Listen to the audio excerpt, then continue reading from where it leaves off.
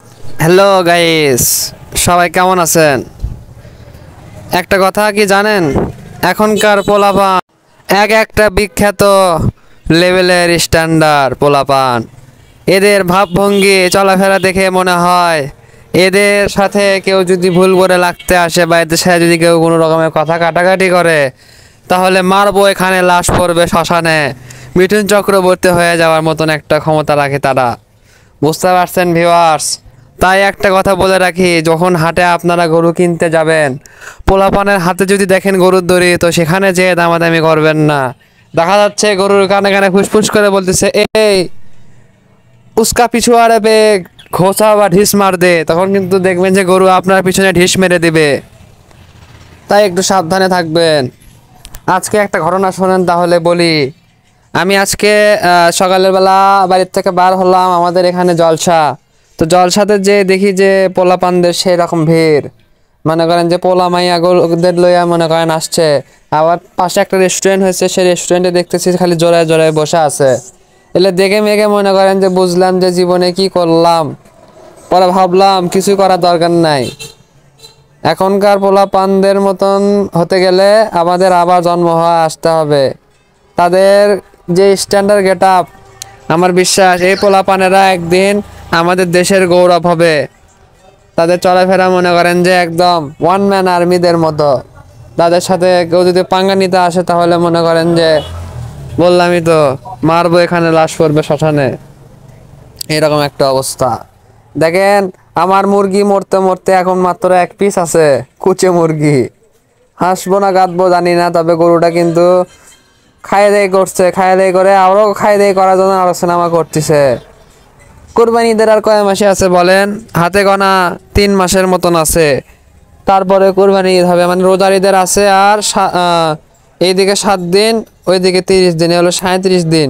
37 দিন পরে হবে হলো রোজার ঈদ। এবং রোজার ঈদের পরে মেইনলি হলো খামারিরা গরু ওঠানো শুরু করবে তাদের খামারে কোরবানি টার্গেটে। কোরবানি টার্গেটে গরু কিন্তু অলরেডি কিন্তু এখন থেকে কেনা শুরু হয়ে গেছে, কেনাকাটা। বাট ঈদের পর মানে রোজার ঈদের পর থেকে শুরু হবে পাইকারি দ্বারা ধামাধাম সকলে গরু কিনবে। কিন্তু আমি একটু আগে কিনে ফেলছি। আর আগে কেনার মূল কারণটাই হচ্ছে কি, একটা গরুকে বাসায় সেট করতে সময় লেগে যায় 1 মাস। তারপর তাকে যত্নার্থে তাকে খাওয়া দাওয়া করায় ফ্যাটেনিং করতে করতে লেগে যায় 3 মাস, এই মোটে 4 মাস। আসলে তারা 90 দিনে গরু তৈরি করে, তারা আসলে কিন্তু গরু থেকে কিন্তু ওই ফ্রেশ খাবারটা দেয় না, তারা দেয় হলো মুরগির ফিড, অতিরিক্ত খুদ, তারপরে হচ্ছে গরু মোটা করার কিছু ইঞ্জেকশন, যেগুলো আর কি বৈধ নয়, অবৈধ।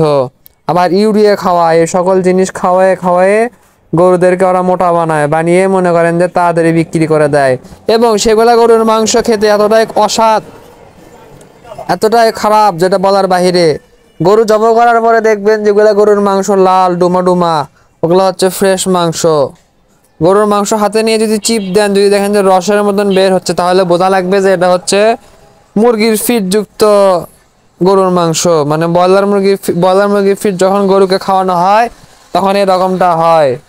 তাই আর কি এগুলা করবেন না। কালকে আমি একটা ভিডিও দেখলাম, ভিডিওতে একটা প্রবাসী ভাইয়ের দুঃখ আক্ষেপ দেখে বুঝলাম যে না, আসলে বলার বাহিরে। ব্যক্তিটা অনেক মনে করেন যে কষ্ট করে লক্ষ লক্ষ টাকা কামাই করে আনছে, প্রায় 10 লক্ষ টাকা দিয়ে একটা গরুর খামার তৈরি করছে। মানে খামার তৈরি করছে 3 লক্ষ টাকা দিয়ে, এবং 7 লক্ষ টাকার মধ্যে প্রথম চালানে সেই ব্যক্তি বেশ কিছু হাড্ডি সার গরু ক্রয় করে আনছিল আমবাড়ি হাট থেকে।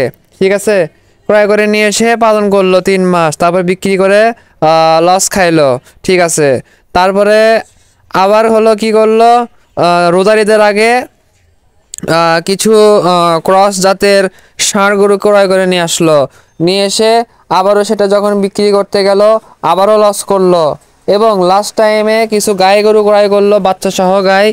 সেগুলো কেনার পরে সেখানেও দেখা গেল যে একটা বাছুর খুরা হয়ে মারা গেল, আরও একটা বাছুর হুট করে মারা গেল। আবার যে গাভীগুলো কিনছিল, বলা ছিল যে 10 কেজি দুধ দিবে, সেই গাভীগুলোই পরবর্তীতে দেখা গেল 5 কেজি দুধ দেয়। আবার ওই যে এলাকাতে ভাইয়ের বাড়ি আর কি, সেখানে দুধ হলো 45 টাকা কেজি। তাহলে এখন বলেন কি করা উচিত? লাস্টে ওই বড় ভাই বললো যে ওই বড় ভাই নাকি আর গরু পালবে না। তবে আমার মতে ওই বড় ভাইকে একটা সাজেস্ট করা উচিত যে ভাই, যদি আপনি আমার এই ভিডিওটা দেখে থাকেন, আপনি দেশি জাতের কয়েকটা গাভী পালন করেন এবং মনে করেন যে বাচ্চা করাবেন, বাচ্চাগুলো যদি শাহিওয়ালের বীজ দিয়ে বাচ্চা করাবেন। কারণ আপনি যেহেতু আমবাড়ি থেকে গরু ক্রয় করছেন, সেহেতু আমি বলবো যে আমবাড়ি হাটে সবসময় কিন্তু খেয়াল করে দেখবেন শাহিওয়াল বাছুর গরুর চাহিদা সব থেকে বেশি হয়। বাইরে থেকে মানুষেরা, বড় বড় ব্যাপারীরা এসে কিন্তু ট্রাক ভর্তি করে কিন্তু এই বাছুরগুলোকে কালেকশন করে নিয়ে যায়।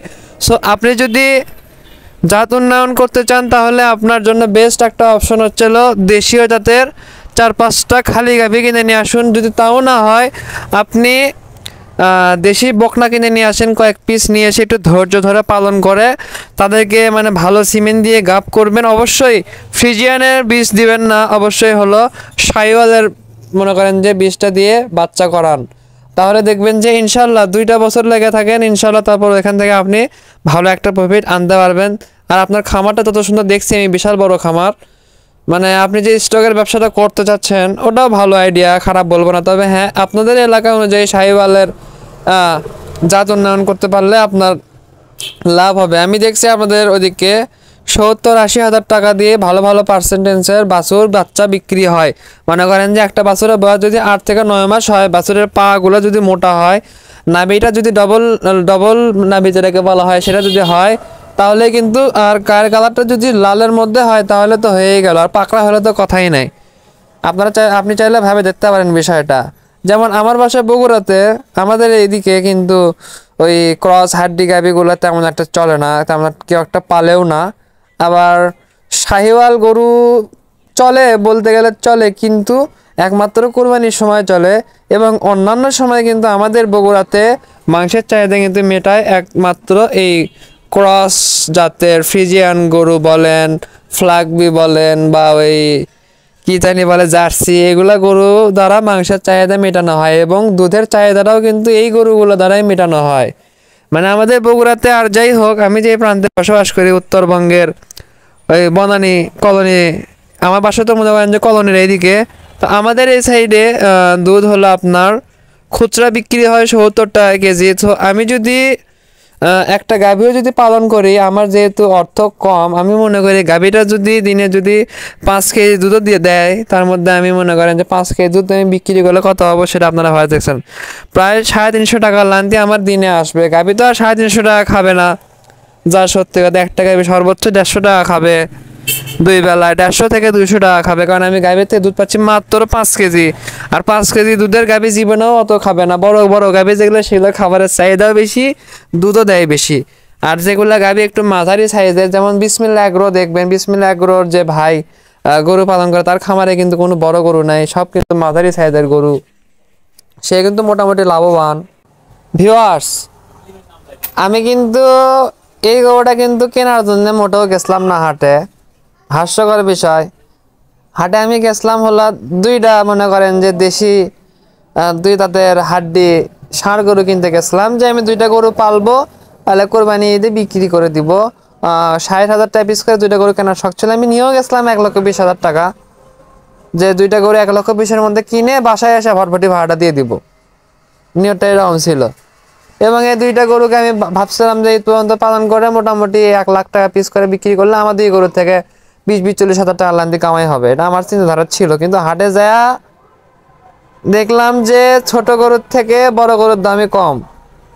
ছোট গরুর হাটে মোটামুটি 60,000 পর্যন্ত দাম আমরা বলছিলাম। আমি আর আমার এক বন্ধু গেছিলাম, 2 বন্ধু মনে করেন যে বেশ কয়েক পাক দিছে ছোট গরুর হাটে, মানে 2 দাঁতের গরুর হাট।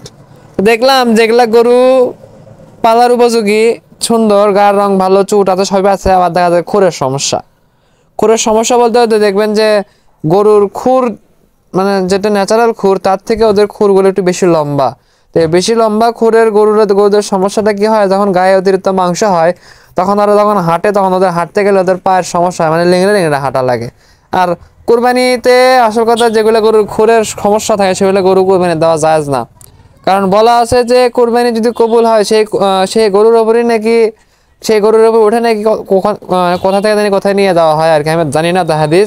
হাদিসের কথা নাই বলি, অহেতুক দরকার নেই বলার। এখন যাই হোক, তারপরে এই গরুটাকে কিনলাম, কিনে আনার পরে আল্লাহর রহমতে আছে। দেখেন, এই গরুটা কিনে নিয়ে আসার পরে আমার যেটা ইচ্ছা ছিল, আমি ক্রিম ইঞ্জেকশন করে নিব, যে 3টে ডোজ করানো লাগে। একটা হলো ক্রিমি ট্যাবলেট খাওয়ানোর 7 দিন পরে, চামড়া ক্রিমি, তারপরে কলজা ক্রিমি, তারপরে লিভার টনিক, জিঙ্ক, ক্যালসিয়াম এগুলো করার কয়েকদিন পরে আবার হচ্ছে ক্যাটাফোস ইঞ্জেকশন করে নিতাম, তারপরে হচ্ছে এডি ইঞ্জেকশনটা করে নিতাম। এগুলো করার শখ ছিল। এগুলো করলে কি হয়, একটা গরু পরিপূর্ণ রিকভার হয়ে যায় 3 মাসের মধ্যে। দেখবেন যে গরুকে আপনি আর চিনতে পারবেন না। কারণ আমি এর চাক্ষুষ প্রমাণ পাইছি আমার পাশের বাড়ির একজন গরু পালকের গরু দেখে। কিন্তু দুঃখের বিষয় এই গরুটাকে আমি কোনো রকমের ট্রিটমেন্ট করতে পারবো না। মানে গরুটা এতটাই মনে করেন যে ভয় পায়। আসলে আমি বলবো না যে গরুটা খচ্চর, কিন্তু গরুটা সেই লেভেলের ভয় করে, আর ভয়ের কারণে এর দ্বারা এটা সম্ভবই না। তাই আর কি মনটা নামায় না, খারাপই আছে এগুলোর জন্য। তাই ভাবছি যে জোর করে কি মিটারটা কোনো মতো খাওয়াইছি এই পর্যন্ত ইতি। এখন দানাদার খাবারটা দিচ্ছি কম বেশি। ইনশাআল্লাহ কোরবানি পর্যন্ত যদি আমি পালন করি না, এর পেছনে আমার টোটালি খরচ ওই 70 হয়ে যাবে। মনে করেন যে কেনা দাম থেকে শুরু করে খাওয়া খরচ মানে 70,000 হয়ে যাবে। আল্লাহ যদি দেয় ওপরে যা আমি পাবো ওটাই আমার লাভ, কম আর বেশি। আর কোরবানিতে যাই হোক গরু বিক্রি হয় সৌন্দর্যের ওপরে, স্মার্টের ওপরে। কোরবানিতে কিন্তু কোনো সময়ের জন্য ওই মাংস থেকে গরু বিক্রি হয় না, তাই কোনো টেনশন নিচ্ছে না। মাংস থেকে বিক্রি হলে কোরবানি ঈদের সব থেকে বেশি বিক্রি হতো ক্রস ফ্রিজিয়ান জাতের গরু, ফ্ল্যাগবি গরু, তারপরে জার্সি গরু, এগুলো বিক্রি হতো কোরবানি ঈদে সব থেকে বেশি। কিন্তু না, মোটেও না। কোরবানি ঈদে আমাদের দেশে দেশি গরু সব থেকে বেশি বিক্রি হয়, তারপরে শাহিওয়াল বিক্রি হয়, তারপর যারা অতিরিক্ত লেভেলের ধরি তারা ব্রাহ্মা ক্রস কিনে নিয়ে আসে, বা অরিজিনাল ব্রাহ্মাই কিনে নিয়ে আসে। তবে হ্যাঁ, আমি কয়েকদিন আগে 2 দিন বা 3 দিন আগে একটা ভিডিও দেখলাম যে তো সাদেক এখানে কি এগরোর ওই খলিল ব্রাদার কয়েকটা গরু কিনলো। তো ওগুলো দেখে আমার খুব কষ্ট লাগছে যে ওগুলো জাত উন্নয়নের জন্য বেস্ট গরু ছিল। এই গরুগুলোকে যে বিক্রি করে দিল, কষায়েরা কিনে নিল, জব করবে, মাংসটা যে খাবে, এটা খুব বেশি কষ্টদায়ক। কিন্তু কিছু করার নাই। এখন ভিউয়ার্স, আপনাদের কাছে আমার এখন একটা মানে বুদ্ধি চাওয়া, যে কোরবানির পরে আসলে কোন ক্যাটাগরির মাল কিনে নিয়ে এসে পালন করলে সব থেকে ভালো হবে। আমি তো একবার ভাবলাম যে হাড্ডি গাভি কিনবো, আবার ভাবছি যে ছোট বাছুর কিনবো, তারপর আবার চিন্তা করছি যে ওই 2 জাতের দেশাল জাতের তো না, ওই ক্রস জাতেরই দামরা কিনে নিয়ে এসে 3 মাস পালন করে বিক্রি করে দেবো কসাইয়ের কাছে। মনে করেন যে 3-4 রকমের চিন্তা ভাবনা করছি, কিন্তু পুঁজি মনে করেন একবারই কম। তো এখন কি করলে ভালো হয় সেটাই বুঝতেছি না। আবার এইদিকে দুধের দামও কিন্তু মাশাআল্লাহ অনেক ভালো। দুধের জন্য গরু পালন করলেও মনে হয় যে এখান থেকে 2-4 টাকা আসবে। কিন্তু অনেকে ভয় দেখায় যে গাভী গরু পালন করা অনেক কঠিন। আবার কিছু ভিডিওর মধ্যে দেখা যায় যে গাভী গরু আজ কিনে নিয়ে আসলে কালকে মারা গেল। আসলে ওটা ভুল। মৃত্যু যদি লেখা থাকে তাহলে মৃত্যু হবেই, ওটা বলে লাভ নাই। ওই আমি যে দামরা কিনে নিয়ে যাচ্ছি, এমনও তো হতে পারতো যে কাল কিনে নিয়ে আসছি 2 দিন পর মারা গেল, কথা বোঝাচ্ছি, হতেই তো পারে। এটা ভয় পাওয়ার কোনো কারণ নাই। এখন দেখা যাক কি করা যায়। আর যেহেতু সামনে গরম আসতেছে, এখন থেকে আপনারা কিন্তু অবশ্যই গরুর খ্যারের সাথে গরুর চারির মধ্যে পর্যাপ্ত পরিমাণে পানি রেখে দিবেন। মনে করেন যে খ্যারও খাবে, পানিও খাবে, খ্যারও খাবে। আপনি যদি করতে পারেন তাহলে কিন্তু গরুর কিন্তু উন্নতি হবে। কারণ একটা মানুষের শরীরে যেরকম পানির প্রয়োজন পড়ে, ঠিক সেই রকম একটা গরু ছাগলেরও কিন্তু প্রচুর পরিমাণে পানির প্রয়োজন পড়ে। আমি চিন্তা করছি যে এটা গরুর পাশাপাশি আমি 2-3টা মাদি ছাগল ক্রয় করে আনে, মনে করেন যে মোটা তাজাকরণ করব। 3 মাসের প্রজেক্ট আপাতত একটা আছে, একটার উপরে এক্সপেরিমেন্ট করতেছি। এটা যদি মোটা হয় তাহলে বুঝবো যে আমি যদি কিনে নিয়ে আসি সেগুলোও মোটা হবে। যদি সুস্থ সবল দিয়ে কিনতে হবে, একটু হাড্ডি দেখে, এবং মোটা বানানোর পর বিক্রি করে ঠিক কত টাকা প্রফিট আনা যায় এটা দেখতে হবে। তাহলে আর কি বোঝা যাবে যে লাভ হয় না লস হয়। ইনশাআল্লাহ দেখা যাক কি হয়। ধৈর্যের একটা বিষয় আছে এখানে, একদিনে তো সব হয় না, আস্তে আস্তে সব হবে। যাই হোক ভিউয়ার্স, যারা এখনও চ্যানেলটিকে সাবস্ক্রাইব করেননি তারা তাদের সাবস্ক্রাইব করে পাশে থাকা বেল আইকনটিতে একটা ক্লিক করে দেন, এবং লাইক কমেন্ট শেয়ার মন চাইলে করবেন, না হলে বাড়ির যে ঘুম পারেন, কোনো সমস্যা নেই। আজকে ভিডিও এটি শেষ করে দিলাম। আল্লাহ হাফেজ।